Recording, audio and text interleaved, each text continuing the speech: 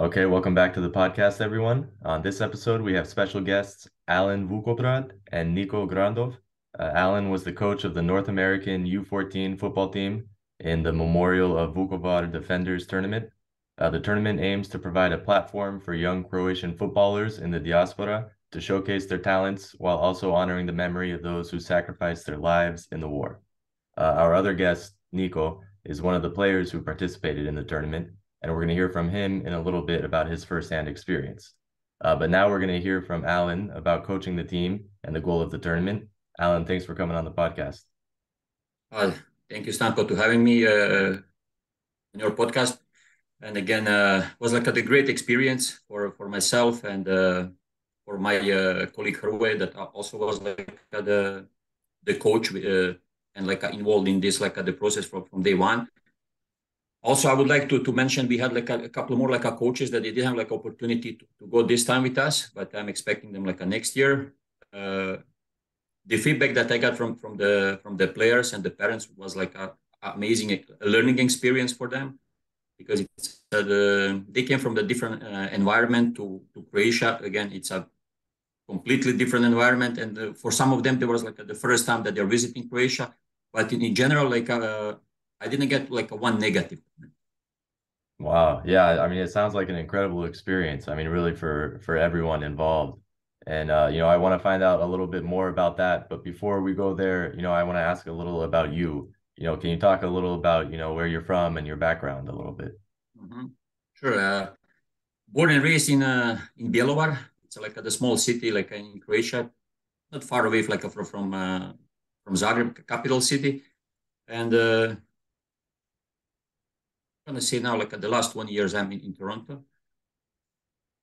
I had a chance to coach Toronto, Croatia, like I'm gonna say like at the biggest club outside of Croatia for 2 years.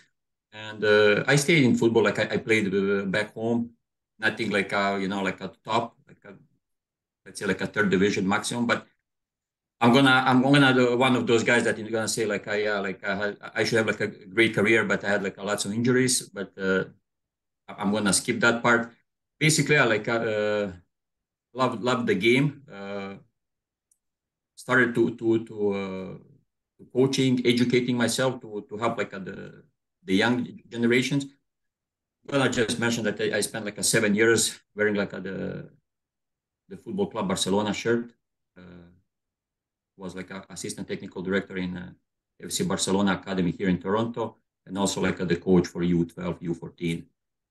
And after COVID, that program was like closed, and I was just looking like for another things. And last year we had like the first Highness camp in North America. It was like in Toronto, and after that in Cleveland.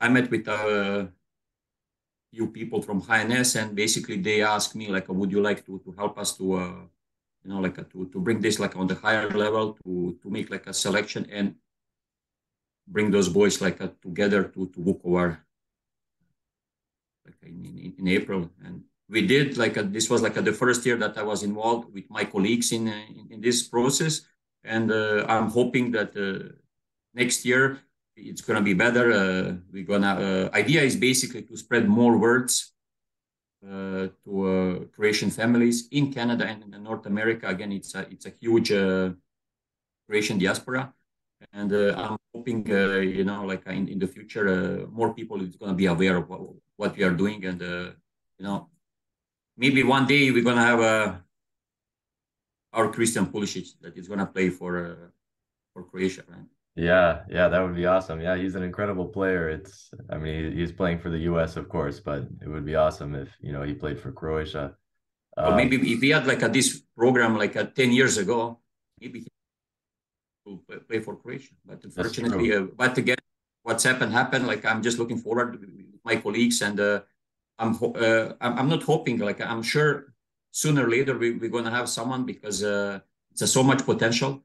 We just need basically get those kids, expose them to high NS, and then I'm pretty sure they're gonna be in good hands. I'm sure. Yeah, definitely. I want to point out real quick. You said you moved from Bjelovar to Toronto. That's a big difference. How are you liking Toronto? Well, after 20 years, I'm okay now. Like the first couple of years were like very challenging. First of all, like the weather, and of course, like we cannot ignore that. You don't have like a friends. You need to start like like a new life language as well. Was like so many like the challenges, but if you look positive, you're gonna adapt. This is like the one I'm gonna say of like our like a human characteristics that we can adapt. Like you mentioned that you are born and raised in LA. Now you are like in Zagreb. Like you know how that works, right? Yeah. It's definitely difficult moving to, from one country to another, for sure. I was sort of getting back to the tournament and everything. How many different teams? Was there only one team in North America? How did the tournament work, I guess? How many different teams were there throughout the whole tournament? Yeah, basically, they invited like diaspora team like from North America, US and Canada together, and I think that this is like the right way.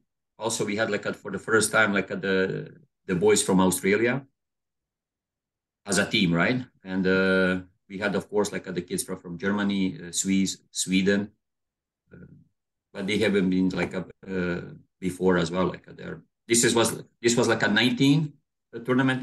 Next year they have like the huge plans for 20th, and maybe we're gonna have like more teams. But basically this year, yeah, was like the four diaspora teams plus all like the first division like Croatian clubs like they send on like a U14 teams plus Vukovar and Cibalia, which is like a total of 16 teams divided into like the four groups.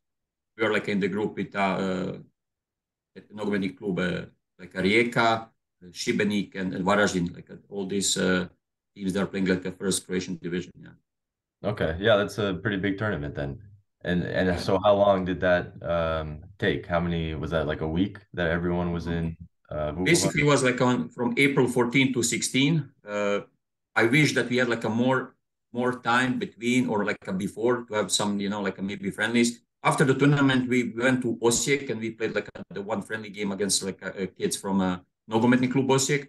Also like a great experience. But when you're bringing someone from far, I would like like to expose those kids like in like to more like the clubs and like the people over there, and maybe to play like a 5-6 games. But this is the plan for the next year. Just when we are going there, that we're gonna stay maybe like a 10 days together instead of like a 3-4 days. Hmm. Well, you mentioned that some of the players, it was their first time in Croatia. What was that like for you to see, the diaspora come back and experience Croatia for the first time? Yeah.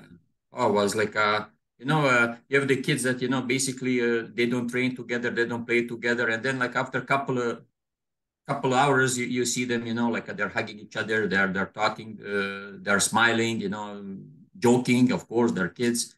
Uh, for me was like again, I learned a lot. Uh, in those like a couple days about the boys. I'm gonna say one thing. I always ask like the people in hotel, did anyone complain about our, like the boys? But behavior was like at the top, on and off the field. Like I'm gonna give credit to the parents for that. Again, all experience was like great. Like I said, not even one like a negative comment, like on or off the field. Hmm. Wow, that's awesome. And so that's all from all over the US and all over Canada together in one team. They're just meeting for the first time, right as they're gonna play in the tournament. Um, I mean, that's awesome to bring, the diaspora together like that. And then of course to bring them to Croatia. And part of the tournament as well was, being in Vukovar and, remembering the veterans and everything that happened in Vukovar during the war. Did you guys do any sort of, like field trips or walking around the city to see some of the landmarks and everything? Yeah, like the first day was like idea to see more because like the was like the short trip, and that like the first day we spent time like to go to Ochara, spend some time there, and just the boys that they can like they can hear like some like facts. And after that, we went to the Vodotoranj. It was like a great experience for the boys. And of course, they had like lots of questions. It's a good thing at Ochara, we had like the presentation in English that they can understand. Also, we had like some parents that, they're like a first time in Croatia after maybe 30 years. And was like good that we had like there like a very good service. Thank you to the people there. And yeah, like some boys, they had like even like a couple days later, some questions, what's happened, why we are here. I think again, it's a good like the learning experience for them as well. Yeah, definitely. It's definitely, a good experience. I think everyone should, learn the history and see, what happened. I've been to Vukovar, I think twice now. And yeah, it's really, I mean, I feel like it's important, to go and learn about what happened and, to keep that and remember, so, something like that can never happen again. So that's definitely awesome that you guys were able to do that with the team. Um, I want to ask, is there any difference in sort of style of play between, sort of the North American team and then, the Croatian team? Just before, I just want to mention something. We had like those like the camps like the last summer, but what we did after that, basically, we started like preparing like a selection. We knew already like the some boys. We got some informations about like the another boys, and we brought them in January in Hamilton, where we did like another selection. It was like the pool of like 30 players that we selected, and we brought them there. And basically from that selection, plus like the couple boys that didn't have like a chance to come, we did the final selection of 20 players. 14 was like from Canada and 6 from US. Mm-hmm. A style of play, I'm gonna, it's not like the big difference between like the boys, 13, 14 years. Some of them they're playing like in MLS clubs. Some of them they're playing like in, let's say like at the top tiers, like in Canada. Maybe like the physical component was because we brought like 5 boys that are born like a 2010. This tournament mostly was like a focus on boys like a 2009. But again, idea was just to prepare them maybe for next year, that they are not surprised that they have like already experience from the last year. And I'm expecting from those boys, one of them is Niko Grandov, to be our leaders next year, because they saw today. I mean, this time like the older boys, how they basically stepping up on the field, supporting the younger boys, and that was idea to expose them to this kind of environment. And next year, like I said, I'm expecting again from Nico and the rest of the boys that they had like a chance to be there this year, to be those like leaders and help those younger guys, because idea is also to next year to bring if we have those boys that they deserve to go with us, to bring a few younger boys as well. Sorry for the interruption, but this episode is sponsored by me and the book I wrote, All Things Croatia, From Los Angeles to the Homeland. I talk about growing up in the Croatian diaspora and ultimately moving to Croatia to further connect with my roots. It's available on Amazon as an ebook if you want to check it out. Now back to the episode. Mm-hmm. Yeah, and you mentioned Nico. He's gonna speak in a second here about his experience and everything. And I just want to thank you, Alen, for taking the time to come on, the podcast here. And I want to ask just, sort of last question, how can people get involved, and help out both, kids who, say they're listening, or, kids who are playing football who are in the diaspora who didn't hear about this program before. And like you said, for the next year, you guys are trying to expand and make that bigger. Where do they go? Is there a website or someone they can reach out to see, about sort of trying out or, participating in some way? Yeah, the social media is doing the great job. I need to say a thank you to you as well, because I'm pretty sure a lots of people is gonna see this a podcast, and we have some the flyers that they went out basically with my email. The people there they're reaching out through those the social medias. also like through the parents, because the parents, they had like a positive experience, and they're spreading the words. I just want to mention, we know how is like in North America, it's pay to play system. My idea from day one was like when we started like the process to selecting the kids. I said everything needs to be free, because we wanna put like the boys first, like not money. Lots of parents called me and said like, hey, how much we need to pay for those trainings in Hamilton? How much we need to pay for the uniforms, tracksuits, backpacks, transportation during the tournament? I said like, we're gonna find the people, that they recognize this project, like, and we had like a couple of sponsors that they help us. My idea is to have like the same concept like a next year, like a just like a focus on the boys, those ones that they deserve to be seen and exposed, and continue with that. Yeah.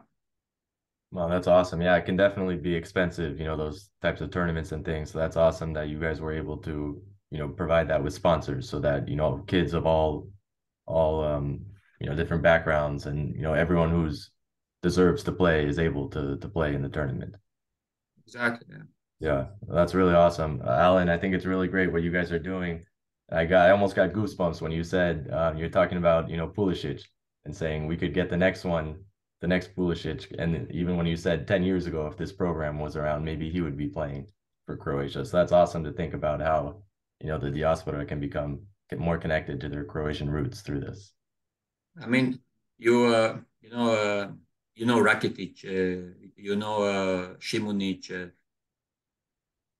like the Kovac brothers, Klasnic, Petric, like so many, like we have like players that they play for Croatia, but they came from like Australia, Germany, Swiss, like and now I was like thinking why we don't have someone like from North America, because I'm here like last 20 years, thanks to Barcelona. I travel around like Canada. I went to US as well, and I saw so much potential. Like I was thinking, okay, like if we put that like together, it's impossible that like sooner or later, and that's my goal basically. And the people that the all coaches that are volunteers here. This is our goal basically. The one day that we can say, here we go. We have like maybe Nico. It's gonna be that one, or another kid from Canada or US that it's gonna like participate in the youth selections, or even better to represent Croatia on the Euro or World Cup, right? Yeah, that would be incredible. I'm getting goosebumps now. Yeah, that's awesome, Alen. I'm really on board with what you guys are doing. I think that's great. We're gonna go to Nico now to hear about his experience. But Alen, thank you so much for coming on the podcast. Thank you, Stanko. I hope you'll stay in touch. All right. Well, now I'm here with Nico. Nico, thank you for coming on the podcast. Thank you too. Really awesome having you on. I want to ask about your experience in the tournament, but first, if you don't mind, can you just tell us about a little bit about yourself and about your background? My name's Niko Grandov. Of course, I'm a 2010. I play for New York Red Bulls, and I went to this tournament in Vukovar. And how was it? Did you enjoy it? Yeah, it was really fun. What was the process like? So there was a selection process for you to qualify for the team? So I went to a camping in Toronto, Canada, and basically they picked the kids for 2009 age group, and then we all fly to Vukovar. We had like one training, and then we had a couple games there, 3 games and a friendly. Okay, so you only had one training. Yeah. So you met all these other teammates for the first time, or did you know anyone? No, I met them in Canada. Oh, okay. And then flew how long after to Vukovar? Couple weeks. Okay. And was that your first time in Croatia? No, I go there often. Really? Was it your first time in Vukovar? Yeah. What was it like there? Aside from, tournament and playing, did you get to walk around the city a little bit Yeah, it was really nice. Yeah. It's not like where I'm from in Southern. It's like it's different, like in that part of Croatia. Yeah. Slavonia, I guess, is the region there. So your family is from Zadar, then. You have family over there still? You go in the summers and do you see relatives there? Yeah. And so how long have you been playing soccer? Your whole life? You've always been a soccer fan? Well, I started playing like soccer like on a team when I was 6, but I always played soccer like for fun before that. Hmm. And now is it something that I mean, how did you find out about the program? Did your mom or your dad tell you about the program? Were you excited at first? Did you not Yeah. really? You were excited? Yeah. So my parents basically found it off of Instagram, off of their page, and then we decided just to go to the camp to see what it's about. And then we thought it was good, so we just went to Vukovar with them. That's awesome. Would you recommend the experience for other Croatian diaspora like yourself? Yeah, of course, of course. It was very fun. Oh, that's awesome. I have just a couple quick questions for you. The first one being, is there a difference in play? Because you were playing, of course, the Croatian teams from over there, and you're from, on the North American team. Was there sort of a difference in style, difference in play? Well, I would say in America it's a lot more about physicality, and they're also like better at the fundamentals there. Um, Technically, and like they're also like better at shooting and stuff like that. Like maybe Americans are like better at like dribbling, but they're like very good at the simple things, which we're not as good as at here Mm-hmm. as a whole. How were the results of the games that you guys played? So the first game we lost to Šibenik, which was a must win. We should have won that game, but then we had an offside goal. And the second game we lost 2-0 to Rijeka. And the last game was a 1-0 loss to Varaždin, who won the tournament. And we had a friendly against Osijek 2010, and we tied them 1-1. Oh, wow, okay. Oh, wow, so 1-0 to Varaždin, who ended up winning. Yeah. That's a good result then, yeah. So they must have been a strong team. Yeah. Were you able to talk to the opposing players at all? Was there any sort of meeting with them or anything outside of the tournament or no? Well, we had a hotel that was organized for us, and it was all the other diaspora teams, so we got to hang out with them a bit, like in Oh, the that's lobby. awesome. Mhm. So you met some new people from the other, where were the other diaspora teams from? Uh, Germany? I think it was Germany, Sweden, Switzerland, and Austria, and then Australia was the other. Okay. That's cool. Is it cool to meet with other people and Yeah, hear have different experiences and they're from yeah. different parts of the world? That's awesome. Mhm.